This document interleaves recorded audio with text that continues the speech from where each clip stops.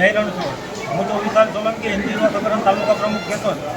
આજ રોજ કેશોદની અંદર અષાઢી બીજ નિમિત્તે ભગવાન જગન્નાથજીની ભવ્યથી ભવ્ય રથયાત્રાનું આયોજન કરેલું હતું।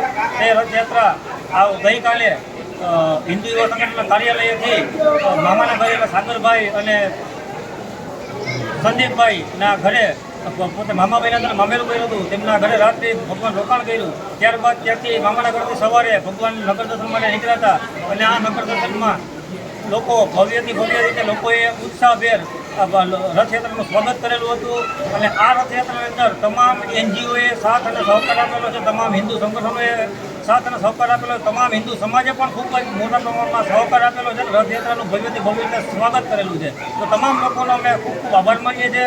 આવી જ રીતે દરેક કાર્યક્રમમાં હિન્દુ યુવા સંગઠન દરેક કાર્યક્રમમાં સાથ અને સહકાર આપવા પણ અમે વિનંતી કરીએ છીએ।